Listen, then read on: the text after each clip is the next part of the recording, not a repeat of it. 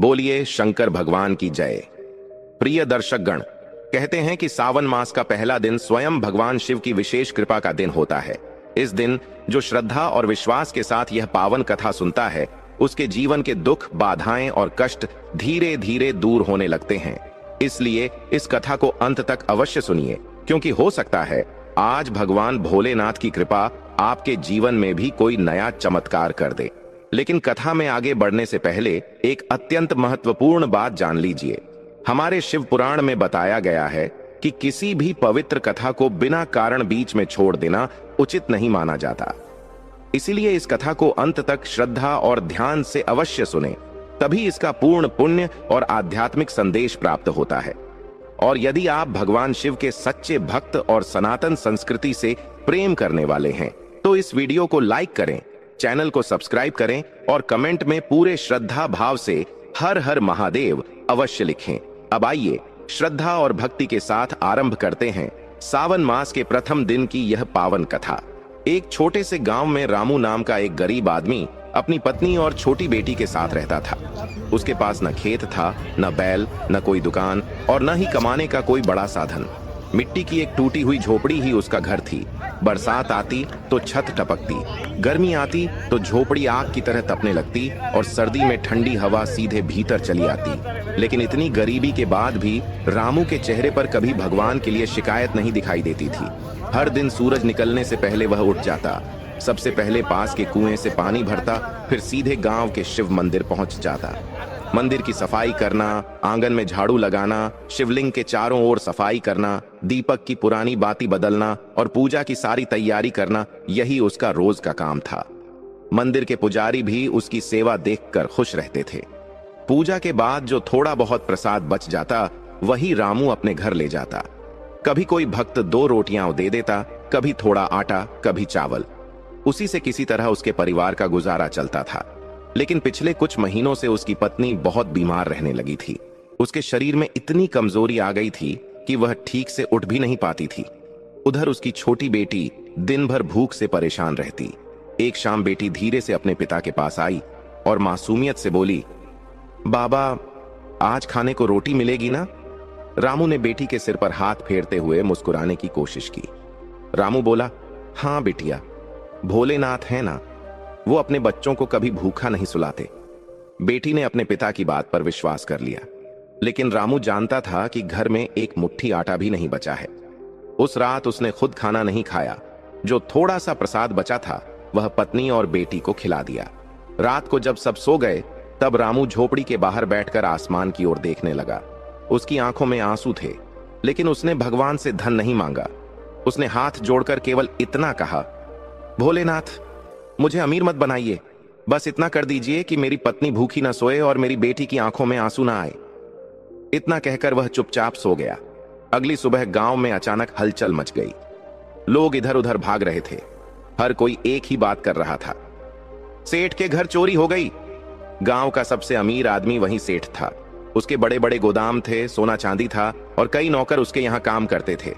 कुछ ही देर में पूरे गांव में खबर फैल गई कि रात को उसके घर से सोने के गहने और चांदी के सिक्के चोरी हो गए हैं। सेठ गुस्से से लाल हो रहा था।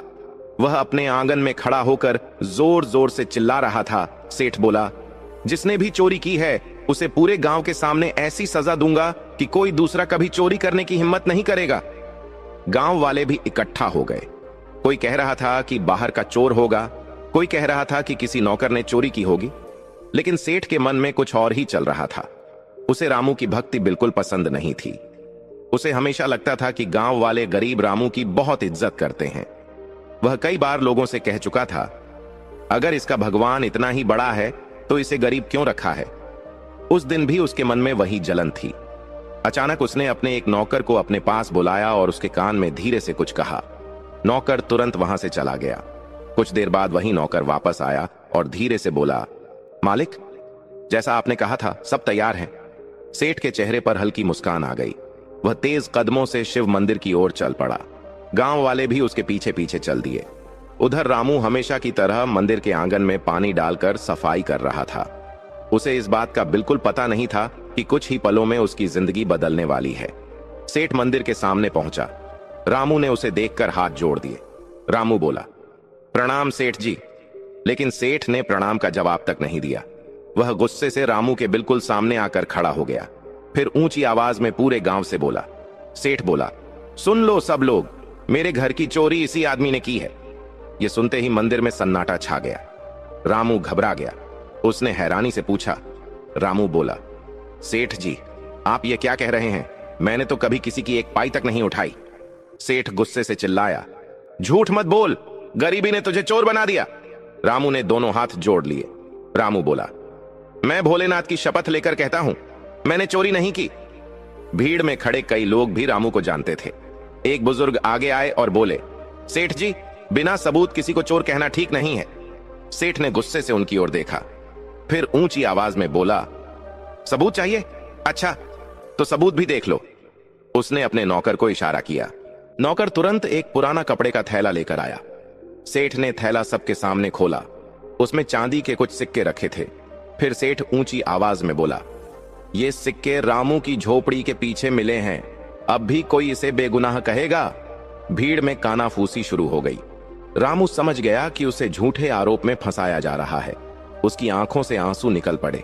उसने शिवलिंग की ओर देखा, फिर दोनों हाथ जोड़कर धीरे से बोला, भोलेनाथ, आप सब जानते हैं, सच आपके सामने छिप नहीं सकता। लेकिन सेठ का गुस्सा अभी शांत नहीं हुआ था। वह रामू के पास आया। उसने रामू के पुराने कुर्ते का गला पकड़ लिया। एक जोर का झटका दिया। रामू का कुर्ता फट गया। भीड़ में खड़ी औरतों ने शर्म से अपनी नजरें झुका लीं। रामू अपमान सहता रहा, लेकिन उसके मुंह से एक भी बुरा शब्द नहीं निकला। फिर सेठ ने सबके सामने उंगली दिखाते हुए कहा, आज के बाद अगर इस आदमी ने मंदिर में कदम रखा तो याद रखना, इसका अंजाम बहुत बुरा होगा। रामू ने एक बार फिर शिवलिंग की ओर देखा। उसकी आंखों से आंसू बह रहे थे, लेकिन उसके होंठों पर केवल एक ही वाक्य था। रामू बोला, भोलेनाथ, मैं निर्दोष हूं। अगर मेरा विश्वास सच्चा है तो न्याय भी आप ही करेंगे। इतना कहकर रामू मंदिर की सीढ़ियों से नीचे उतर गया। उसके कदम भारी थे, लेकिन मन में भगवान शिव के लिए शिकायत का एक भी शब्द नहीं था। गांव के कुछ लोग उसके पीछे पीछे आए। एक बुजुर्ग ने उसके कंधे पर हाथ रखते हुए कहा, रामू, हमें पता है तू चोर नहीं है, लेकिन सेठ के सामने कोई कुछ बोल नहीं सकता। रामू ने हल्की मुस्कान के साथ उनकी ओर देखा और बोला, काका, इंसान का न्याय देर से मिलता है, लेकिन भोलेनाथ का न्याय कभी गलत नहीं होता। शिव सब देखते हैं। इतना कहकर वह अपनी झोपड़ी की ओर चल पड़ा। जब वह घर पहुंचा तो उसकी पत्नी दरवाजे पर बैठी खांस रही थी। छोटी बेटी मिट्टी से खेलते खेलते थक चुकी थी। जैसे ही उसने अपने पिता को देखा, दौड़कर उनसे लिपट गई। बेटी बोली, बाबा, आज आप बहुत देर से आए। रामू ने बेटी को गोद में उठा लिया, लेकिन तभी उसकी पत्नी की नजर रामू के फटे हुए कुर्ते पर पड़ी। वह घबरा गई। पत्नी बोली, ये कपड़े कैसे फट गए? किसने मारा तुम्हें?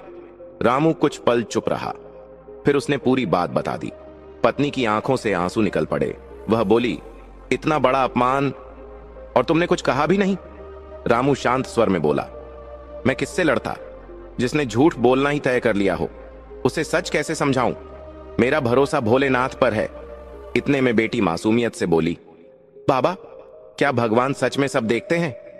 रामू ने मुस्कुराकर उसके सिर पर हाथ फेरा। हां बिटिया, भगवान देर से बोलते हैं, लेकिन जब बोलते हैं तो सच का साथ देते हैं।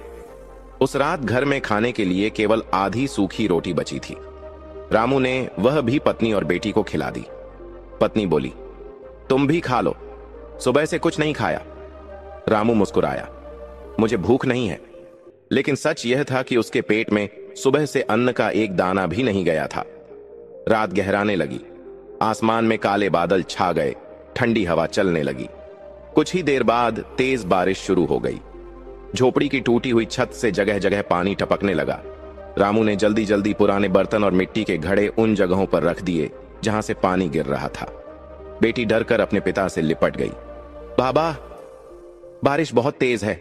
रामू ने उसे सीने से लगा लिया। डर मत बिटिया, भोलेनाथ हमारे साथ हैं। रात के आखिरी पहर बारिश धीरे धीरे थम गई। सुबह होने से पहले ही रामू की आंख खुल गई। आज सावन का पहला दिन था। पूरा गांव शिव पूजा की तैयारी कर रहा था। हर घर से घंटियों की आवाज आने लगी। औरतें कलश सजा रही थीं। बच्चे बेलपत्र तोड़ने जा रहे थे। लोग दूध, दही, शहद, गंगाजल और फल लेकर मंदिर की ओर निकल रहे थे।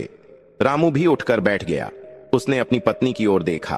पत्नी धीमे स्वर में बोली, आज सावन का पहला दिन है, लेकिन हमारे घर में भगवान को चढ़ाने के लिए कुछ भी नहीं है।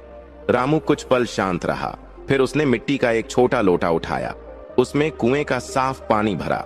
पत्नी ने हैरानी से पूछा, सिर्फ पानी लेकर जाओगे? रामू मुस्कुराया, भोलेनाथ को वस्तु नहीं, भक्त का भाव चाहिए। अगर मन सच्चा हो तो एक लोटा जल भी करोड़ों स्वर्ण के बराबर होता है। इतना कहकर उसने लोटा उठाया और मंदिर की ओर चल पड़ा। उधर मंदिर के बाहर भारी भीड़ लगी हुई थी। कोई दूध लेकर आया था, कोई चांदी का नाग चढ़ाने आया था, कोई टोकरी भरकर फल लाया था। सेठ भी बड़े गर्व के साथ मंदिर पहुंचा। उसके नौकर चांदी के कलश, महंगे इत्र, फूलों की मालाएं और मिठाइयों की टोकरी उठाए हुए थे। लोग उसकी ओर देखने लगे। सेठ मुस्कुराते हुए बोला, देखो, आज भोलेनाथ की पूजा ऐसे होती है। उसी समय उसकी नजर दूर खड़े रामू पर पड़ी। रामू के हाथ में केवल पानी से भरा मिट्टी का लोटा था। सेठ हंस पड़ा। वह सबके सामने ऊंची आवाज में बोला, अरे रामू, क्या यही चढ़ाएगा? केवल पानी? लगता है भगवान भी आज तेरी गरीबी देखकर रो पड़ेंगे। कुछ लोग सेठ की बात सुनकर हंसने लगे, लेकिन रामू ने कोई उत्तर नहीं दिया। उसने बस अपने लोटे को दोनों हाथों से और मजबूती से पकड़ लिया। मंदिर के मुख्य द्वार पर पहुंचते ही एक पहरेदार ने उसका रास्ता रोक लिया। वह बोला, रुक जाओ, सेठ जी का आदेश है, तुम्हें मंदिर के अंदर आने की अनुमति नहीं है। रामू ने शांत स्वर में कहा, मैं किसी से झगड़ा करने नहीं आया, मैं केवल भोलेनाथ को जल अर्पित करके लौट जाऊंगा। पहरेदार ने सिर हिलाया, मुझे माफ करना रामू, मैं आदेश नहीं तोड़ सकता। रामू कुछ पल वहीं खड़ा रहा। उसकी आंखें शिवलिंग की ओर थीं, जो मंदिर के भीतर दिखाई दे रहा था। उसने मन ही मन प्रार्थना की, भोलेनाथ, अगर आज मैं आपके चरणों तक नहीं पहुंच सकता तो आप ही मेरे इस जल को स्वीकार कर लीजिए। मेरे पास देने के लिए बस यही है और एक सच्चा मन। इतना कहकर रामू मंदिर की चौखट के बाहर ही घुटनों के बल बैठ गया। उसने दोनों हाथों से लोटा उठाया और पूरे विश्वास के साथ भगवान शिव का स्मरण करते हुए जल अर्पित करने के लिए अपनी आंखें बंद कर लीं। दोनों हाथों में मिट्टी का छोटा सा लोटा था, जिसमें केवल साफ पानी भरा हुआ था। उसने कांपती आवाज में कहा, हे भोलेनाथ, मेरे पास दूध नहीं है, दही नहीं है, शहद नहीं है और न ही कोई कीमती वस्तु है। मेरे पास केवल यह जल है और एक सच्चा मन है। अगर मेरी भक्ति में सच्चाई है तो इसे स्वीकार कर लीजिए। इतना कहकर रामू ने धीरे धीरे वह जल मंदिर की चौखट पर अर्पित कर दिया। उसी समय मंदिर के भीतर एक तेज हवा का झोंका आया। मंदिर में जल रहे सभी दीपक एक साथ तेजी से लहराने लगे। घंटियां अपने आप बजने लगीं। भीड़ एकदम चौंक गई। सबकी नजर शिवलिंग की ओर चली गई। तभी अचानक शिवलिंग के ऊपर से जल की एक निर्मल धारा बहने लगी। ऐसा लग रहा था मानो स्वयं भगवान शिव पर कोई अदृश्य हाथ जलाभिषेक कर रहा हो। मंदिर में खड़े लोग हैरान रह गए। एक महिला घबरा कर बोली, अरे ये जल कहां से आ रहा है? दूसरा व्यक्ति बोला, ऊपर तो कोई कलश भी नहीं रखा है। मुख्य पुजारी भी दौड़ते हुए शिवलिंग के पास पहुंचे। उन्होंने चारों ओर देखा। छत बिल्कुल सूखी थी, कहीं से पानी आने का कोई रास्ता नहीं था, लेकिन जल की धारा लगातार शिवलिंग पर गिर रही थी। पुजारी ने कांपती आवाज में कहा, यह साधारण घटना नहीं है, भोलेनाथ ने किसी सच्चे भक्त की पुकार स्वीकार की है। भीड़ में खड़े लोग एक दूसरे का चेहरा देखने लगे। उधर सेठ भी घबरा गया।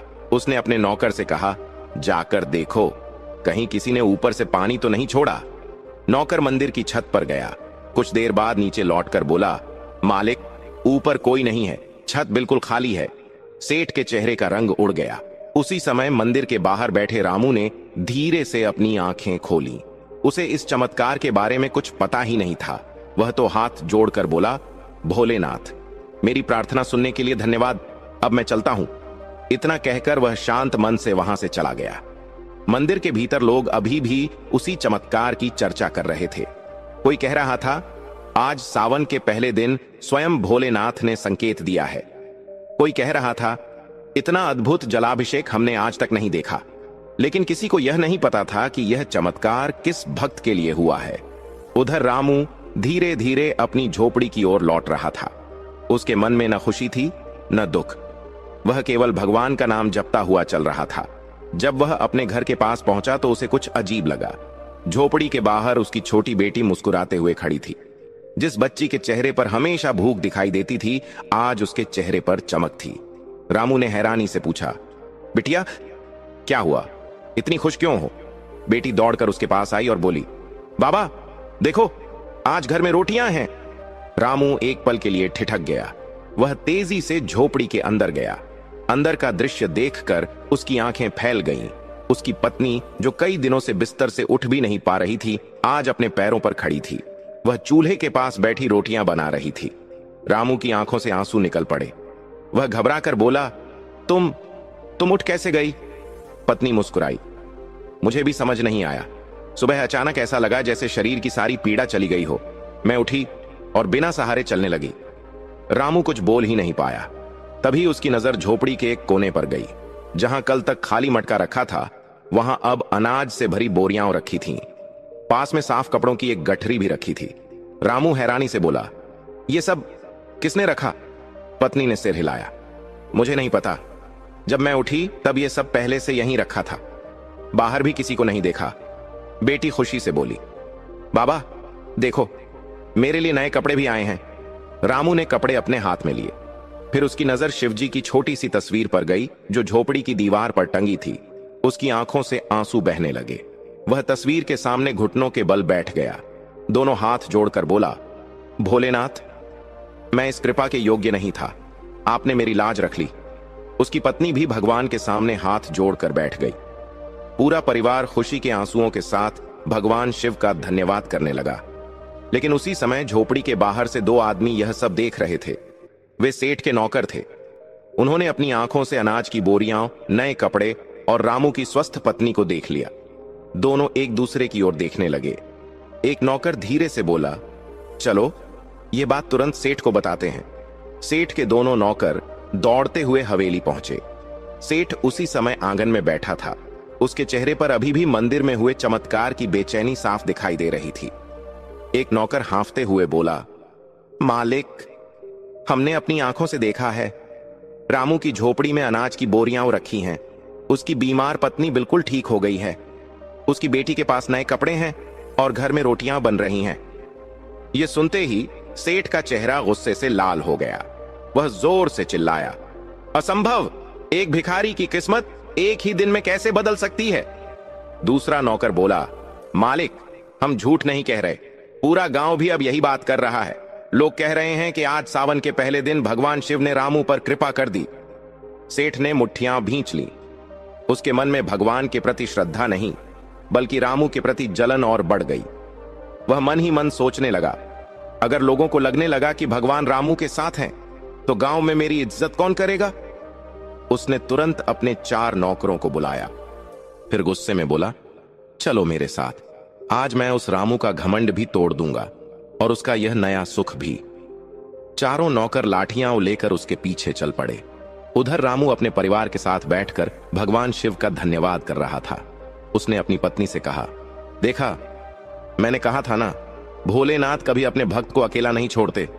पत्नी की आंखें भर आईं। वह बोली, आज समझ में आ गया कि सच्ची भक्ति कभी व्यर्थ नहीं जाती। इतने में झोपड़ी के बाहर से तेज आवाज आई, रामू बाहर निकल। रामू ने आवाज पहचान ली। वह धीरे धीरे बाहर आया। सामने सेठ खड़ा था। उसके साथ 4 नौकर भी थे। गांव के कई लोग भी पीछे पीछे आ गए। सेठ ने झोपड़ी के अंदर झांका। उसने अनाज की बोरियां देखी, नए कपड़े देखे। रामू की पत्नी को चलते हुए देखा। उसकी आंखों में ईर्ष्या और बढ़ गई। वह ताने मारते हुए बोला, लगता है चोरी का माल कहीं और छिपा कर रखा था, अब उसे निकाल लिया है। रामू ने शांत स्वर में कहा, सेठ जी, यह सब भगवान शिव की कृपा है, मैंने किसी का कुछ नहीं लिया। सेठ गुस्से से गरज उठा, चुप, अभी भी झूठ बोल रहा है। रामू ने हाथ जोड़ लिए, मैं झूठ नहीं बोल रहा। आज सावन के पहले दिन मैंने केवल जल अर्पित किया था। उसके बाद जो हुआ वह भोलेनाथ की इच्छा है। सेठ हंसने लगा, अच्छा, अब भगवान तेरे घर अनाज भी पहुंचाने लगे? रामू ने सिर झुका लिया। मैं किसी को समझाने नहीं आया, जिसे विश्वास करना है वह करेगा। रामू की यह बात सुनकर सेठ का क्रोध और बढ़ गया। उसने बिना कुछ सोचे रामू को जोर से धक्का दे दिया। रामू जमीन पर गिर पड़ा।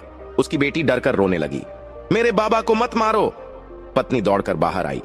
वह रोते हुए बोली, सेठ जी, हमने आपका क्या बिगाड़ा है? लेकिन सेठ पर गुस्से का ऐसा पर्दा पड़ा था कि उसे किसी की पुकार सुनाई नहीं दे रही थी। उसने अपने नौकरों की ओर देखकर कहा, इसे सबक सिखाओ। 2 नौकर आगे बढ़े। उन्होंने रामू को पकड़ लिया। एक नौकर ने उसकी पीठ पर लाठी मार दी, दूसरे ने उसे धक्का देकर फिर जमीन पर गिरा दिया। गांव वाले यह सब देख रहे थे। कई लोगों का मन हुआ कि आगे बढ़कर रामू को बचाए, लेकिन सेठ के डर से किसी की हिम्मत नहीं हुई। रामू दर्द से कराह रहा था, फिर भी उसके मुंह से केवल एक ही नाम निकल रहा था, हर हर महादेव। हर चोट के साथ वह भगवान शिव का स्मरण करता रहा। उसने सेठ को एक भी बुरा शब्द नहीं कहा। आखिरकार सेठ ने रामू की ओर उंगली उठाकर कहा, याद रखना, अगर कल से तू मंदिर के आसपास भी दिखाई दिया तो इस गांव में रहने नहीं दूंगा। इतना कहकर वह अपने नौकरों के साथ वहां से चला गया। गांव वाले धीरे धीरे रामू के पास आए। एक बुजुर्ग ने उसे उठाया और बोले, बेटा, अब बहुत हो गया, यह गांव छोड़ दे, यहां तेरे साथ न्याय नहीं होगा। रामू ने दर्द सहते हुए भी मुस्कुराकर उत्तर दिया, काका, जहां भोलेनाथ का मंदिर है वही मेरा घर है, मैं भागूंगा नहीं, जो होगा उनकी इच्छा से होगा। बुजुर्ग की आंखें भर आईं। उन्होंने मन ही मन भगवान शिव से प्रार्थना की। उस रात गांव में हर कोई रामू की चर्चा कर रहा था। किसी को सेठ का व्यवहार अच्छा नहीं लगा, किसी को रामू का धैर्य देखकर आश्चर्य हो रहा था। लेकिन उसी रात जब पूरा गांव गहरी नींद में सो रहा था, अचानक सेठ के सबसे बड़े अनाज के गोदाम की ओर से धुएं का एक काला गुब्बार उठने लगा। कुछ ही क्षणों में तेज लपटें आसमान छूने लगीं। गांव में चारों ओर एक ही आवाज गूंज उठी, आग आग, सेठ के गोदाम में आग लग गई। और देखते ही देखते पूरा गांव उस दिशा में दौड़ पड़ा। कुछ ही देर में वहां सैकड़ों लोग इकट्ठा हो गए। गोदाम की ऊंची ऊंची लकड़ी की दीवारें आग की लपटों में घिर चुकी थीं। अंदर रखा अनाज धू धू करके जल रहा था। सेठ भी दौड़ता हुआ वहां पहुंचा। जैसे ही उसने अपना गोदाम जलता देखा, उसके पैरों तले जमीन खिसक गई। वह घबराकर चिल्लाया, जल्दी पानी लाओ, आग बुझाओ, मेरा सारा अनाज अंदर रखा है। गांव वाले कुएं से पानी भर भर कर ला रहे थे। कोई बाल्टी डाल रहा था, कोई मिट्टी फेंक रहा था, लेकिन आग कम होने के बजाय और भड़कती जा रही थी। एक नौकर घबराकर बोला, मालिक, आग पूरे गोदाम में फैल गई है, अब कुछ भी बचाना मुश्किल है। सेठ पागलों की तरह इधर उधर दौड़ने लगा, नहीं, मेरा सब कुछ खत्म हो जाएगा, कुछ तो बचाओ। लेकिन कोई कुछ नहीं कर पा रहा था। कुछ ही देर में गोदाम की छत झोर की आवाज के साथ गिर पड़ी। अंदर रखा सारा अनाज राख बन गया। सेठ वहीं जमीन पर बैठ गया। उसकी आंखों से आंसू निकलने लगे। वह बार बार अपने सिर पर हाथ मार रहा था। मेरी वर्षों की कमाई सब खत्म हो गई। उसी समय भीड़ में खड़े एक बूढ़े व्यक्ति ने धीमे स्वर में कहा, जिसने एक गरीब का दिल जलाया, आज उसका गोदाम जल गया।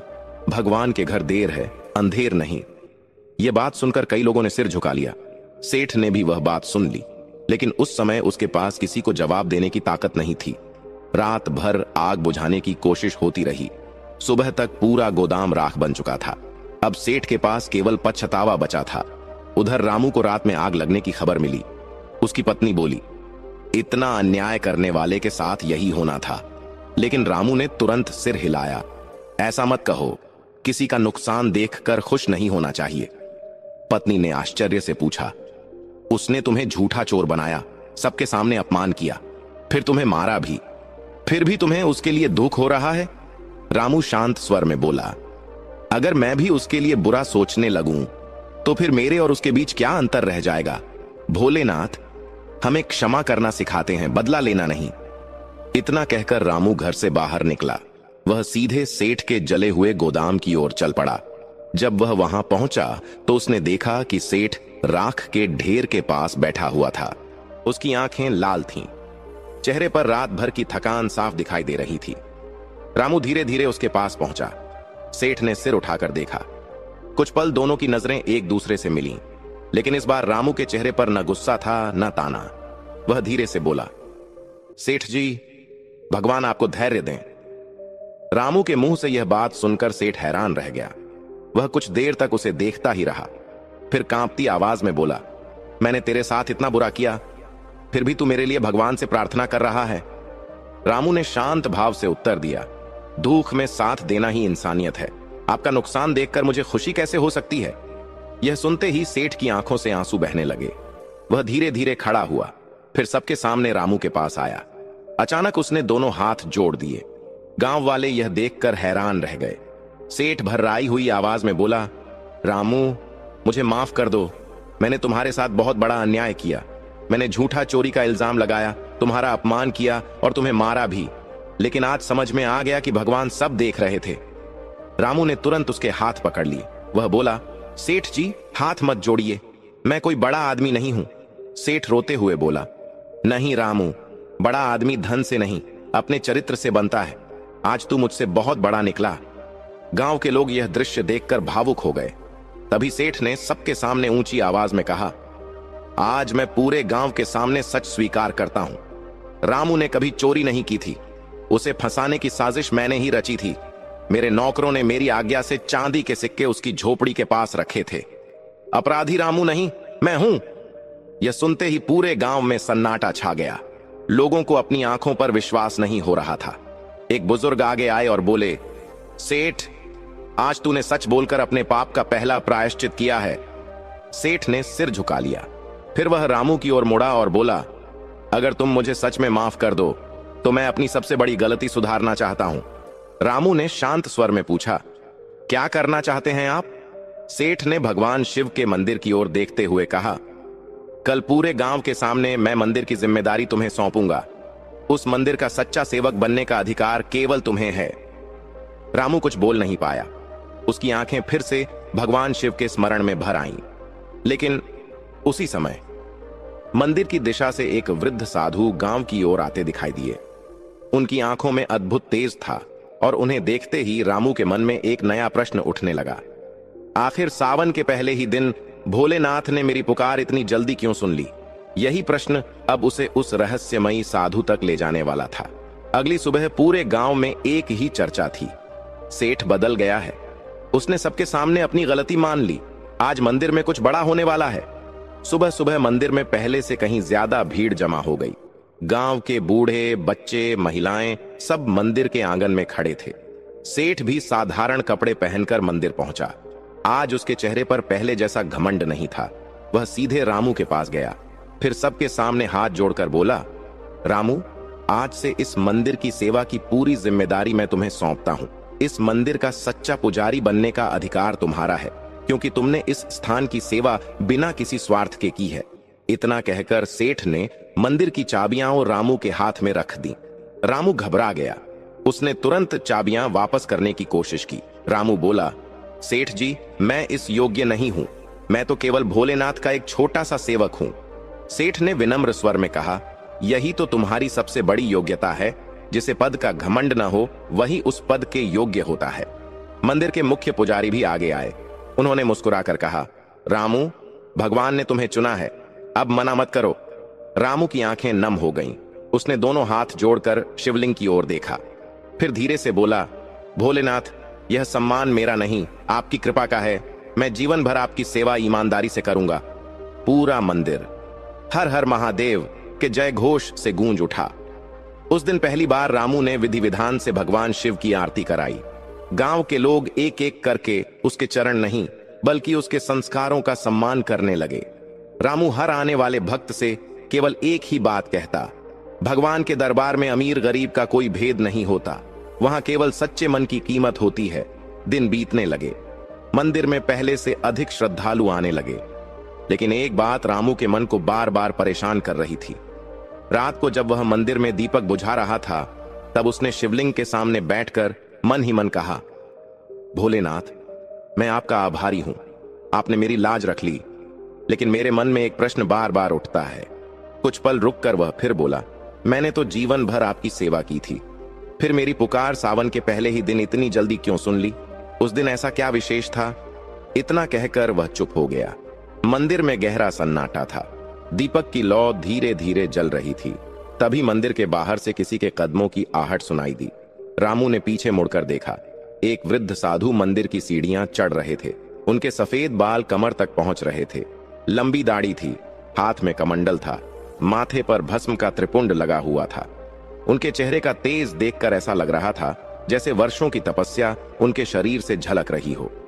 रामू तुरंत उठकर उनके पास पहुंचा, दोनों हाथ जोड़कर बोला, बाबा आपका स्वागत है, आइए बैठिए। साधु मुस्कुराए। उन्होंने रामू के सिर पर हाथ रखा, फिर बोले, बेटा पहले मुझे थोड़ा जल पिला दो। रामू तुरंत तांबे का लोटा भरकर ले आया। साधु ने जल पिया, फिर शिवलिंग के सामने बैठ गए। कुछ देर तक उनकी आंखें बंद रहीं। ऐसा लग रहा था मानो वे ध्यान में लीन हो। रामू चुपचाप उनके सामने बैठ गया। अचानक साधु ने अपनी आंखें खोली। बिना रामू के कुछ कहे ही वे मुस्कुराकर बोले, बेटा तुम्हारे मन में एक प्रश्न है। तुम जानना चाहते हो कि सावन के पहले दिन भगवान शिव ने तुम्हारी प्रार्थना तुरंत क्यों स्वीकार कर ली। क्या यही बात है? यह सुनते ही रामू हैरान रह गया। उसने तो अभी तक अपना प्रश्न किसी से कहा भी नहीं था। वह तुरंत साधु के चरणों में झुक गया। रामू बोला, बाबा आपने मेरे मन की बात कैसे जान ली? साधु हल्के से मुस्कुराए, फिर बोले, जो प्रश्न सच्चे मन से भगवान से पूछा जाता है उसकी गूंज दूर तक पहुंचती है। उसी गूंज ने मुझे यहां बुलाया है। रामू ध्यान से उनकी ओर देखने लगा। साधु ने शिवलिंग की ओर इशारा करते हुए कहा, तुम्हारे प्रश्न का उत्तर बहुत पुराना है। यह उत्तर उस समय से जुड़ा है जब न देवताओं के पास अमृत था और न ही संसार में शांति थी। उसी समय एक ऐसी घटना हुई थी जिसने सावन के पहले दिन को भगवान शिव का सबसे प्रिय दिन बना दिया। रामू की उत्सुकता और बढ़ गई। वह श्रद्धा से बोला, बाबा कृपा करके मुझे सब विस्तार से बताइए। साधु ने गहरी सांस ली। उनकी आंखें दूर आकाश की ओर उठ गईं। फिर वे बोले, सुनो रामू, अब मैं तुम्हें समुद्र मंथन की वह पवित्र कथा सुनाता हूं जिसे जाने बिना सावन का महत्व कभी समझ में नहीं आ सकता। वृद्ध साधु ने अपनी आंखें बंद की और कुछ क्षण तक भगवान शिव का ध्यान किया। फिर उन्होंने शांत स्वर में कहना शुरू किया, रामू यह कथा उस समय की है जब देवता और दैत्य दोनों अपनी शक्ति खो चुके थे। अमर होने और संसार की रक्षा के लिए अमृत की आवश्यकता थी। तब भगवान विष्णु की आज्ञा से क्षीर सागर का समुद्र मंथन करने का निर्णय लिया गया। रामू ध्यान से सुन रहा था। साधु आगे बोले, मंदराचल पर्वत को मठनी बनाया गया और वासुकी नाग को रस्सी। एक ओर देवता खड़े हुए और दूसरी ओर दैत्य। फिर समुद्र मंथन शुरू हुआ। धीरे धीरे समुद्र से अनेक दिव्य रत्न निकलने लगे। कामधेनु निकली, ऐरावत निकला, उच्चैश्रवा घोड़ा निकला, कौस्तुभ मणि निकली और कई अद्भुत वस्तुएं प्रकट हुईं। रामू बोला, बाबा फिर अमृत निकल आया होगा? साधु ने सिर हिलाया, नहीं बेटा, अमृत से पहले कुछ ऐसा निकला जिसने तीनों लोकों में भय फैला दिया। रामू की उत्सुकता और बढ़ गई। क्या निकला था बाबा? साधु गंभीर स्वर में बोले, समुद्र से हलाहल नाम का भयंकर विष निकला। वह इतना प्रचंड था कि उसकी ज्वाला से आकाश, पृथ्वी और पाताल तक कांप उठे। जहां उसकी धुआं पहुंचा वहां जीव जंतु तड़पने लगे। नदियों का जल दूषित होने लगा। देवता और दैत्य घबराकर इधर उधर भागने लगे। रामू ने आश्चर्य से पूछा, फिर सबकी रक्षा किसने की? साधु के चेहरे पर भक्ति का भाव आ गया। उन्होंने दोनों हाथ जोड़ लिए। तभी सभी देवता कैलाश पहुंचे और भगवान शिव के चरणों में गिर पड़े। साधु ने भावपूर्ण स्वर में कहा, देवताओं ने विनती की, हे महादेव, यदि इस विष को कोई नहीं रोकेगा तो पूरी सृष्टि नष्ट हो जाएगी। अब केवल आप ही हमारी रक्षा कर सकते हैं। रामू एक तक साधु की ओर देख रहा था। साधु आगे बोले, भगवान शिव ने एक पल भी देर नहीं की। उन्होंने अपने हाथों में वह भयंकर विष उठाया और संसार की रक्षा के लिए स्वयं उसे पी लिया। रामू की आंखें श्रद्धा से भर गईं। लेकिन बाबा, इतना भयंकर विष पीने के बाद क्या हुआ? साधु मुस्कुराए। जब भगवान शिव ने वह विष पिया तब माता पार्वती ने तुरंत अपना हाथ उनके कंठ पर रख दिया ताकि विष उनके शरीर में नीचे न उतर सके। विष उनके कंठ में ही रुक गया।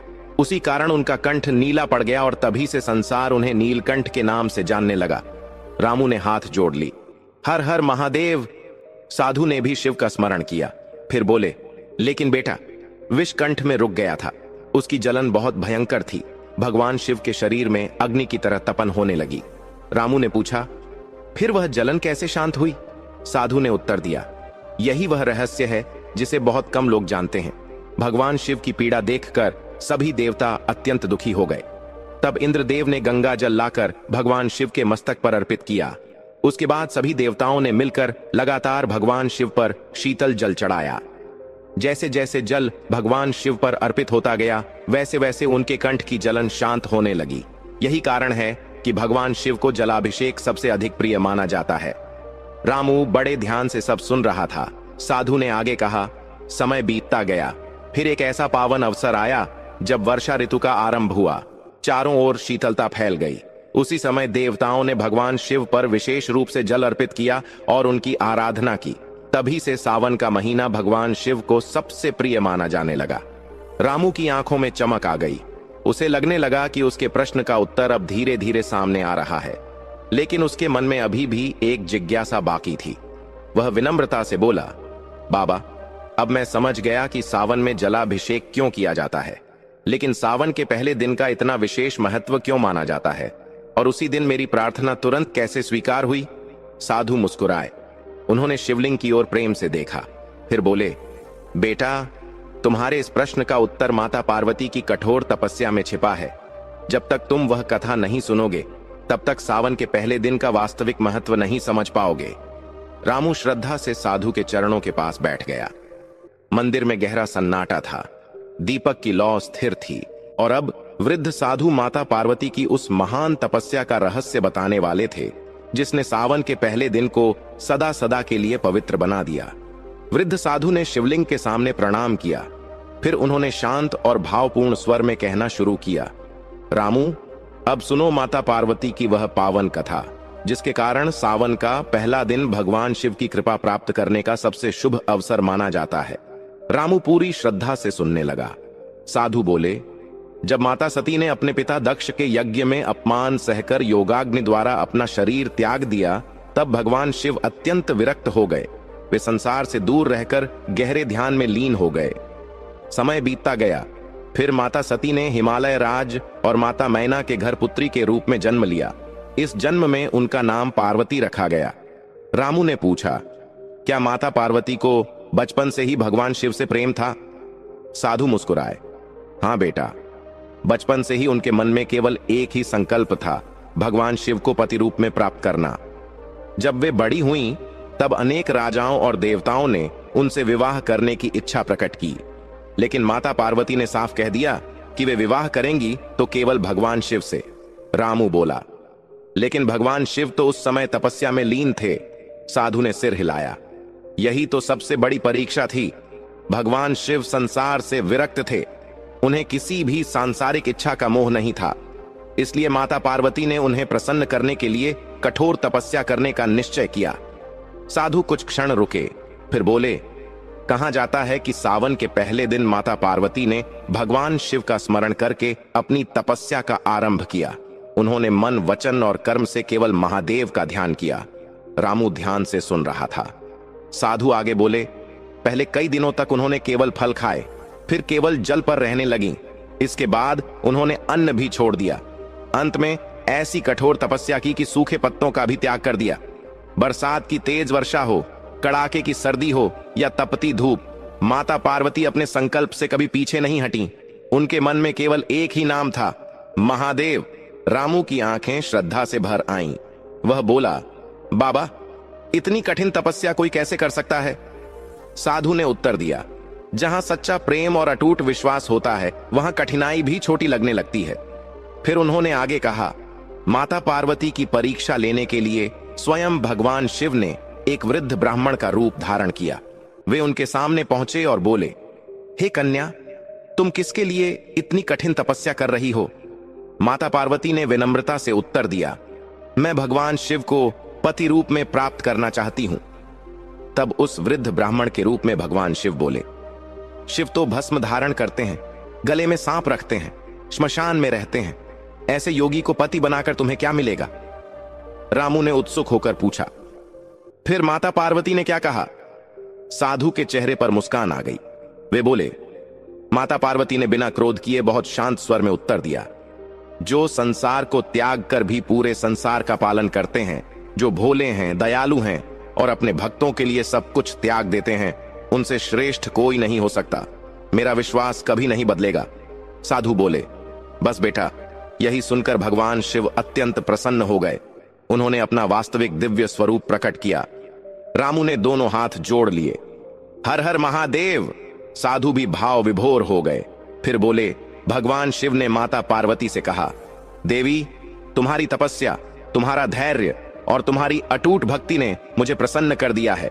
मैं तुम्हें अपनी अर्धांगिनी के रूप में स्वीकार करता हूं। इसके बाद भगवान शिव और माता पार्वती का दिव्य विवाह संपन्न हुआ।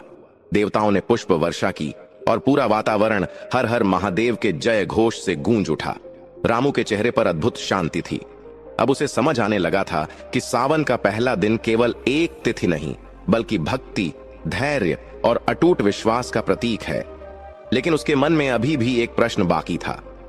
वह हाथ जोड़कर बोला, बाबा, अब मैं यह तो समझ गया कि सावन का पहला दिन इतना पवित्र क्यों है, लेकिन उसी दिन भोलेनाथ ने मेरी पुकार तुरंत क्यों सुन ली? क्या इसके पीछे भी कोई विशेष कारण है? वृद्ध साधु मुस्कुराए। उन्होंने रामू के सिर पर हाथ रखा और बोले, हां बेटा, यही इस पूरी कथा का सबसे बड़ा रहस्य है। भगवान शिव ने स्वयं एक दिव्य वरदान दिया था और उसी वरदान के कारण तुम्हारी प्रार्थना उसी दिन स्वीकार हुई। वृद्ध साधु ने कुछ क्षण तक भगवान शिव का ध्यान किया। मंदिर में गहरा सन्नाटा था। दीपक की लौ स्थिर थी और धूप की सुगंध पूरे वातावरण में फैल रही थी। रामू हाथ जोड़कर साधु के सामने बैठा था। उसकी आंखों में केवल एक ही प्रश्न था, बाबा, वह कौन सा वरदान था? साधु मुस्कुराए, फिर गंभीर स्वर में बोले, रामू, माता पार्वती की तपस्या से प्रसन्न होकर भगवान शिव ने केवल उन्हें ही वरदान नहीं दिया था, उन्होंने संसार के सभी भक्तों के लिए भी एक दिव्य वचन दिया था। यही कारण है कि सावन का पहला दिन इतना पवित्र माना जाता है। रामू पूरी श्रद्धा से सुनने लगा। साधु बोले, भगवान शिव ने कहा था, जो भी मनुष्य सावन के पहले दिन अहंकार छोड़कर सच्चे मन से मेरा स्मरण करेगा, मुझे जल अर्पित करेगा और अपने दुख मुझे सौंप देगा, उसके जीवन का विष मैं स्वयं दूर करूंगा। रामू ने आश्चर्य से पूछा, जीवन का विष, इसका क्या अर्थ है बाबा? साधु ने प्रेम से उत्तर दिया, बेटा, जीवन का विष केवल जहर नहीं होता। मनुष्य के दुख, अपमान, गरीबी, बीमारी, भय, निराशा, आंसू और कष्ट भी जीवन का विष ही है। जैसे भगवान शिव ने समुद्र मंथन का विष अपने कंठ में धारण करके संसार की रक्षा की थी, वैसे ही वे अपने सच्चे भक्तों के दुख भी अपने ऊपर ले लेते हैं। रामू की आंखों से आंसू बहने लगे। उसे अपने जीवन के सारे दुख याद आने लगे। साधु आगे बोले, जिस दिन तुम्हें झूठा चोर कहा गया, तुम्हारा अपमान हुआ, तुम्हें मंदिर से रोका गया, उस दिन भी तुमने भगवान शिव से किसी के लिए बुरा नहीं मांगा। तुमने बदला नहीं मांगा, केवल न्याय मांगा। रामू चुपचाप सुनता रहा। साधु बोले, अगले दिन सावन का पहला दिन था। तुम्हारे पास न दूध था, न घी, न शहद, न फूल, केवल एक लोटा साफ जल था और आंखों में सच्चे आंसू थे। तुमने वही जल और अपना सारा दुख भगवान शिव के चरणों में अर्पित कर दिया। यही कारण है कि तुम्हारी प्रार्थना सीधे भगवान शिव तक पहुंची। रामू ने कांपती आवाज में पूछा, तो क्या भोलेनाथ ने सचमुच मेरी पुकार सुन ली थी? साधु मुस्कुराए, हां बेटा, मंदिर में जो जल की धारा अपने आप शिवलिंग पर बहने लगी थी, वह कोई साधारण घटना नहीं थी। वह इस बात का संकेत था कि भगवान शिव ने तुम्हारा जलाभिषेक स्वीकार कर लिया है। रामू की आंखें बंद हो गईं। उसने दोनों हाथ जोड़ लिए। हर हर महादेव। साधु आगे बोले, तुम्हारे घर में जो अनाज पहुंचा, तुम्हारी पत्नी का स्वास्थ्य ठीक हुआ और तुम्हारी बेटी की भूख मिट गई, ये सब उसी कृपा का परिणाम था। भगवान शिव ने तुम्हारे जीवन का विष दूर करना शुरू कर दिया था। रामू अब सब समझ चुका था। उसका मन कृतज्ञता से भर गया। वह बोला, बाबा, आज मेरे सारे प्रश्न समाप्त हो गए। अब मुझे समझ में आ गया कि भगवान धन नहीं, भावना देखते हैं। साधु ने सिर हिलाया, फिर बोले, याद रखना रामू, भगवान शिव को कभी सोने चांदी का अभिमान नहीं भाता। उन्हें तो वह एक लोटा जल अधिक प्रिय है जो सच्चे मन से अर्पित किया जाए। उसी समय मंदिर के बाहर खड़े कुछ गांव वालों ने साधु की बातें सुन ली। धीरे धीरे और लोग भी मंदिर के भीतर आ गए। सभी श्रद्धा से साधु की वाणी सुनने लगे। एक युवक ने हाथ जोड़कर पूछा, बाबा, अगर किसी ने जीवन में बहुत गलतियां की हों, तो क्या भगवान शिव उसे भी क्षमा कर देते हैं? साधु ने मुस्कुराकर उत्तर दिया, यदि मनुष्य सच्चे मन से पश्चाताप करे और अपने कर्म बदल दे, तो भगवान शिव से बड़ा क्षमाशील कोई नहीं है। वे आशुतोष हैं, थोड़ी सी सच्ची भक्ति से भी प्रसन्न हो जाते हैं। इतने में मंदिर के द्वार पर खड़ा सेठ यह सब सुन रहा था। उसकी आंखों से लगातार आंसू बह रहे थे। उसे अपने किए हुए हर अन्याय की याद आने लगी। धीरे धीरे वह आगे बढ़ा और भगवान शिव के सामने सिर झुकाकर खड़ा हो गया। अब उसके जीवन में भी एक ऐसा परिवर्तन आने वाला था जिसकी पूरे गांव ने कभी कल्पना भी नहीं की थी। मंदिर के द्वार पर खड़ा सेठ लगातार रो रहा था। साधु की एक एक बात उसके हृदय में उतर रही थी। उसे याद आने लगा कि कैसे उसने एक निर्दोष इंसान पर चोरी का झूठा इल्जाम लगाया था, कैसे सबके सामने उसका अपमान किया था और कैसे उसे मंदिर में आने से भी रोक दिया था। अब उसे अपने धन पर नहीं, अपने पापों पर शर्म आ रही थी। धीरे धीरे वह भगवान शिव के सामने पहुंचा। उसने कांपते हाथों से शिवलिंग पर जल चढ़ाया, फिर दोनों हाथ जोड़कर बोला, हे भोलेनाथ, मैंने जीवन भर धन कमाया लेकिन इंसानियत खो दी, मुझे क्षमा कर दीजिए। इतना कहकर वह रामू के सामने आ गया। पूरा गांव यह दृश्य देख रहा था। सेठ ने बिना कुछ सोचे रामू के चरणों में सिर झुका दिया। रामू घबरा गया। उसने तुरंत सेठ को उठाया और बोला, सेठ जी, ऐसा मत कीजिए, गलती इंसान से ही होती है। सेठ रोते हुए बोला, रामू, तुमने मेरे लिए कभी बुरा नहीं सोचा, मैं तुम्हारा अपराधी हूं। अगर तुम मुझे माफ नहीं करोगे तो मैं जीवन भर खुद को माफ नहीं कर पाऊंगा। रामू ने उसके दोनों हाथ पकड़ लिए, फिर मुस्कुराकर बोला, मैंने आपको उसी दिन माफ कर दिया था जिस दिन आपने मुझे मारा था, क्योंकि मैं जानता था कि न्याय भगवान शिव करेंगे, मुझे नहीं। रामू की यह बात सुनकर वहां खड़े लोगों की आंखें भी नम हो गईं। वृद्ध साधु मुस्कुराकर सब देख रहे थे। फिर उन्होंने ऊंची आवाज में कहा, सुनो गांव वालों, यही सच्ची भक्ति है। जिसने अपमान सहकर भी क्षमा करना सीख लिया, समझो उसने भगवान शिव को पा लिया। सभी लोग एक साथ बोले, हर हर महादेव। उस दिन के बाद गांव का वातावरण पूरी तरह बदल गया। अब मंदिर में कोई अमीर गरीब का भेद नहीं करता था। जो भी आता पहले भगवान शिव के दर्शन करता और फिर रामू से आशीर्वाद नहीं बल्कि प्रेरणा लेता। रामू हर भक्त से केवल एक ही बात कहता, सावन का पहला दिन मांगने का नहीं, अपने अहंकार को भगवान के चरणों में छोड़ने का दिन है।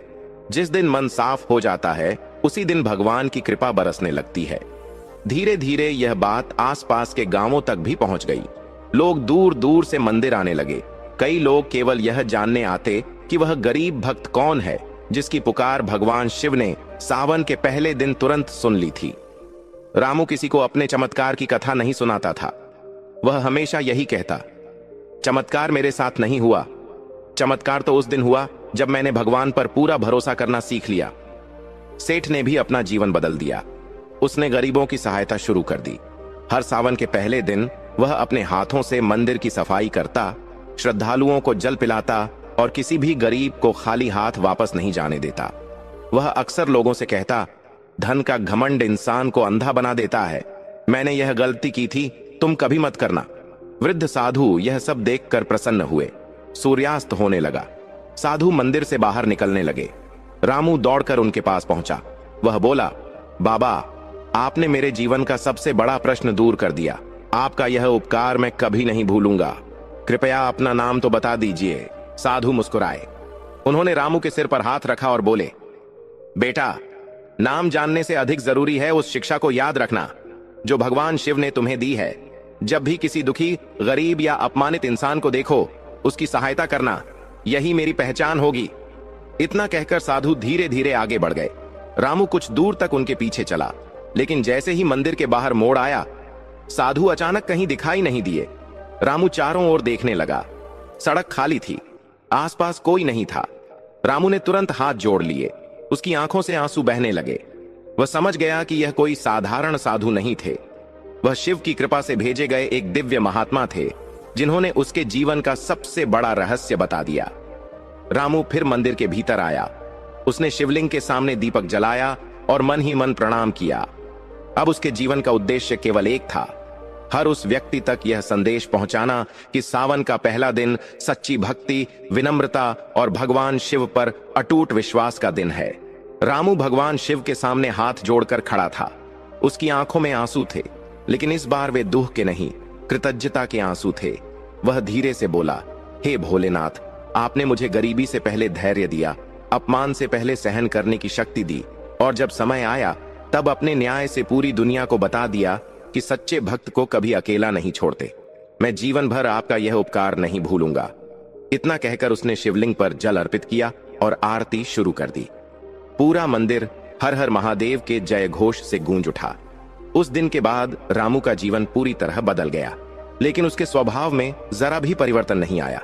अब भी वह सबसे पहले मंदिर की सफाई करता, सबसे पहले झाड़ू वहीं लगाता, सबसे पहले दीपक वहीं जलाता। अगर कोई गरीब मंदिर में आता तो रामू उसे अपने साथ बैठाकर प्रसाद खिलाता। अगर कोई भूखा आता तो पहले उसे भोजन करवाता, फिर पूजा करने देता। वह हमेशा कहा करता था, भूखे मन से की गई पूजा में मन नहीं लगता। पहले किसी की भूख मिटाओ, फिर भगवान की आराधना करो। यही भोलेनाथ को सबसे प्रिय है। धीरे धीरे आसपास के गांवों में भी रामू की चर्चा होने लगी। लोग दूर दूर से उसकी कथा सुनने आने लगे। हर सावन के पहले दिन मंदिर में बहुत बड़ी संख्या में श्रद्धालु एकत्र होने लगे। कोई संतान की इच्छा लेकर आता, कोई बीमारी से मुक्ति की प्रार्थना करता, कोई घर की परेशानियां लेकर आता, कोई अपने मन का दुख लेकर आता। लेकिन रामू किसी को बड़े बड़े उपाय नहीं बताता था। वह केवल एक लोटा जल अपने हाथ में उठाता और मुस्कुराकर कहता, अगर मन में छल है तो गंगा जल भी स्वीकार नहीं होगा, लेकिन अगर मन सच्चा है तो साधारण जल भी भोलेनाथ तक पहुंच जाता है। एक दिन एक बहुत गरीब बूढ़ी महिला मंदिर में आई। उसके हाथ में एक टूटा हुआ मिट्टी का लोटा था। वह शर्माते हुए बोली, पुजारी जी, मेरे पास दूध खरीदने के पैसे नहीं हैं, क्या मैं केवल पानी चढ़ा सकती हूं? रामू मुस्कुराया। उसने उसी मिट्टी के लोटे को दोनों हाथों से लिया, फिर बोला, मां, भगवान शिव को तुम्हारा जल नहीं, तुम्हारा विश्वास चाहिए। निश्चिंत होकर जल अर्पित करो। बूढ़ी महिला की आंखें भर आईं। उसने सच्चे मन से जल चढ़ाया और भगवान शिव का नाम लेकर लौट गई। मंदिर में खड़े लोग यह दृश्य देख रहे थे। तभी रामू सबकी ओर मुड़ा और बोला, मैंने अपनी आंखों से देखा है कि भगवान धन नहीं देखते। अगर ऐसा होता तो मेरे जैसे गरीब की पुकार कभी नहीं सुनते। वे केवल सच्चा मन देखते हैं। यह सुनकर पूरे मंदिर में बैठे लोग भावुक हो गए। समय बीतता गया। हर वर्ष सावन का पहला दिन आता और रामू वही कथा भक्तों को सुनाता। वह सबसे पहले अपने अपमान की बात बताता, फिर कहता, जिस दिन मेरे ऊपर चोरी का झूठा इल्जाम लगा, उस दिन मैं चाहता तो सेठ को बुरा भला कह सकता था, लेकिन मैंने ऐसा नहीं किया। मैंने अपना दुख भगवान शिव को सौंप दिया, क्योंकि मुझे विश्वास था कि जहां इंसान का न्याय समाप्त होता है, वहां से भगवान का न्याय शुरू होता है। फिर वह समुद्र मंथन की कथा सुनाता, भगवान शिव के नीलकंठ बनने का महत्व समझाता, माता पार्वती की तपस्या का वर्णन करता और अंत में भगवान शिव के उस दिव्य वचन को अवश्य सुनाता। रामू भक्तों से कहता, भगवान शिव ने कहा था कि जो भी सावन के पहले दिन सच्चे मन से उनका स्मरण करेगा, अपना अहंकार छोड़ देगा और अपने जीवन का विष उनके चरणों में समर्पित करेगा, उसके दुखों का भार वे स्वयं हल्का करेंगे। मंदिर में बैठे श्रद्धालु पूरी श्रद्धा से यह कथा सुनते। कई लोगों की आंखों से आंसू बहने लगते। उसी भीड़ में एक दिन सेठ भी बैठा था।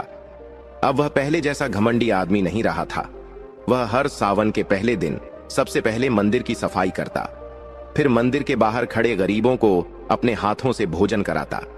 एक दिन उसने सबके सामने खड़े होकर कहा, अगर उस दिन भगवान शिव मुझे दंड न देते तो शायद मैं जीवन भर अपने घमंड में ही जीता रहता। आज जो कुछ भी अच्छा कर पा रहा हूं वह रामू की क्षमा और भोलेनाथ की कृपा से ही संभव हुआ है। यह सुनकर रामू मुस्कुराया। वह बोला, सेठ जी, याद रखिए, मैंने बदला नहीं लिया था, न्याय मैंने नहीं किया था, यह सब भोलेनाथ की लीला थी, इसलिए धन्यवाद भी मुझे नहीं, उन्हें दीजिए। दोनों ने एक साथ शिवलिंग के सामने सिर झुका दिया। पूरा मंदिर फिर से हर हर महादेव के जय घोष से गूंज उठा। वर्षों बीत गए। रामू बूढ़ा हो गया।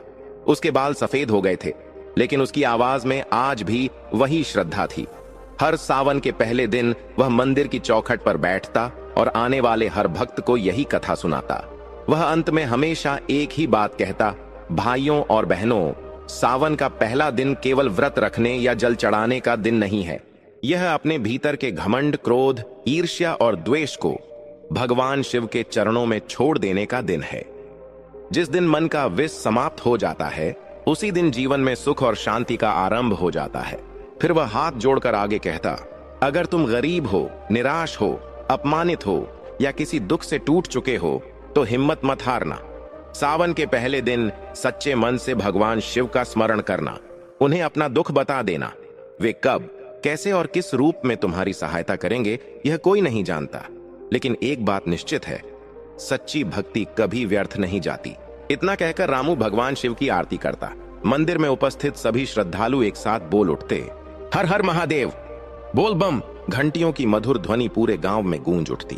कहा जाता है कि उस गांव में आज भी सावन के पहले दिन सबसे पहले एक लोटा शुद्ध जल भगवान शिव को उसी भावना से अर्पित किया जाता है जैसी भावना रामू के मन में थी। लोग मानते हैं कि जिस घर में अहंकार छोड़कर श्रद्धा के साथ भोलेनाथ का स्मरण किया जाता है, वहां दुख अधिक समय तक टिक नहीं पाते। इसीलिए कहते हैं, सावन के पहले दिन भगवान शिव को सच्चे मन से याद करने वाला भक्त कभी अकेला नहीं रहता। भोलेनाथ उसके जीवन का विष हर लेते हैं और उसकी रक्षा स्वयं करते हैं। ओ हर हर महादेव।